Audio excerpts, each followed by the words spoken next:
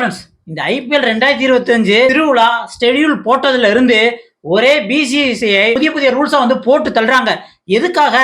எப்படியாவது இதோட ரசிகர்களை என்கேஜ்மெண்டா வச்சுக்கிறதுக்காகவும், பிளேயர்ஸ் இன்னும் உற்சாகமா விளையாடுறதுக்காகவும், கேமை நிறைய சுவாரஸ்யம் படுத்துறதுக்காகவும் பண்ணிக்கிட்டு இருக்காங்க. அந்த வகையில இப்போ ஒரு 3 ரூல்ஸ் கொண்டு வந்திருக்காங்க.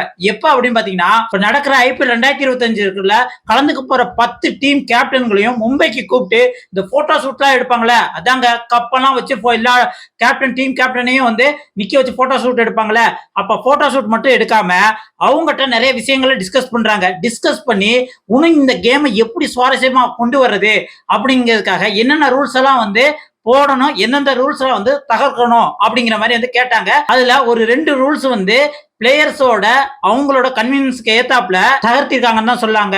அதான் என்ன அப்படின்னு பாத்தீங்க அப்படின்னா, இந்த பால்ல எச்சியை தொட்டு தடவி பயங்கரமா தேப்பாங்க பாத்திருப்பீங்களா, அதுவும் ஃபாஸ்ட் பவுலர்லாம். அது எதுக்காக அப்படின்னு பாத்தீங்கன்னா, இந்த ரிவர்சிங்னு ஒண்ணு நடக்கும் பால்ல. அதனால பேட்டிங் பிடிக்கிற பேட்ஸ்மேன் எல்லாருமே பயங்கரமா திணறுவாங்க. ஆனா இந்த எச்சியை தொட்டு பாலை துடைக்கிற இந்த நடைமுறையை இந்த கொரோனா காலத்துல பேன் பண்ணிட்டாங்க.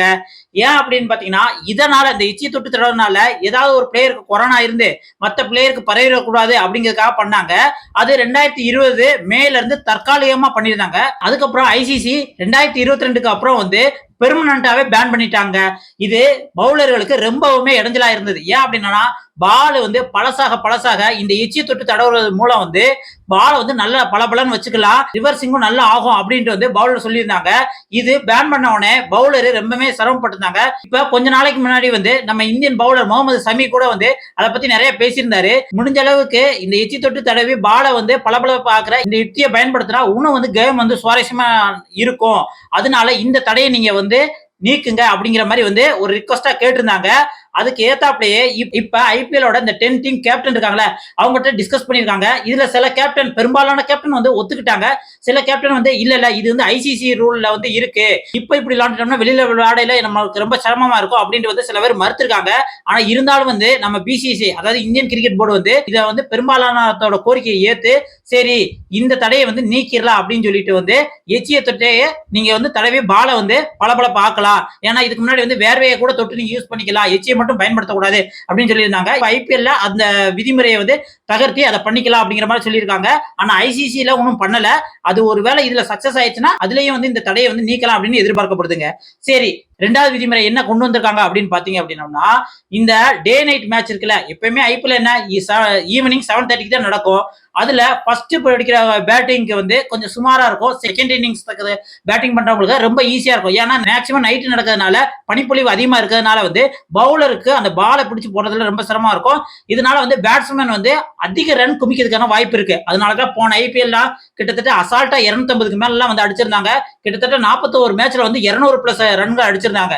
அதையே கட்டுப்படுத்துறதுக்காக ஒரே பேட்ஸ்மேன் பக்கம் மட்டும் சாதகமா அமையக்கூடாது, செகண்ட் பேட்டிங் பிடிக்கிறவங்களுக்கு மட்டும் சாதகமா அமையக்கூடாது அப்படிங்கிறதுக்காக இந்த ஐபிஎல்ல நீங்க 2 பால் யூஸ் பண்ணிக்கலாம். அதுவும் செகண்ட் இன்னிங்ஸ்ல பவுலிங் போடுறவங்க தனக்கு பனிப்பொழிவுனால அதிகமா இருக்கு, பால் என்னால சரியா போட முடியல அப்படின்னம்னா செகண்ட் பவுலிங் போடுறவங்க 10 ஓவர் தாண்டினவனே இது அம்பையர் கிட்ட சொல்லி முறையிட்டு அவர் இந்த பனிப்பொழிவு அடிப்படையில ஆராய்ஞ்சு அவர் புது பால் கொடுக்கலாம் அப்படின்னு சொன்னவனே இது பவுலர்களுக்கும் செம கொண்டாட்டமா இருக்குங்க. ஏன்னா டாஸ் வின் பண்றவன் இதுக்கு ஏத்தாப்புல பேட்டிங் பவுலிங்க தேர்ந்தெடுத்துக்குவாங்க. இனிமேல் இது ஒரு சமநிலையை இருக்கணுங்கிறதுக்காகத்தான் இந்த மாதிரி பண்ணிக்கிட்டு இருக்காங்க. அடுத்து 3வது விதிமுறையும் டிஸ்கஸ் பண்ணிருக்காங்க. அது வேற ஒண்ணும் இல்ல, இந்த இம்பாக்ட் பிளேயர் தான். இம்பாக்ட் பிளேயர்னா என்ன அப்படின்னு பாத்தீங்க அப்படின்னா, நம்ம கிரிக்கெட்ல 11 பேர் விளையாடுறதுக்கு பதில் 12 பேரா விளையாடலாம் அப்படிங்கிற மாதிரி ஒரு ரூல்ஸ் இருந்தது. என்ன அப்படின்னு பாத்தீங்கன்னா, ஃபர்ஸ்ட் ஒரு டீம் ஃபீல்டிங் சூஸ் பண்ணுதுன்னு வச்சுக்கோங்க.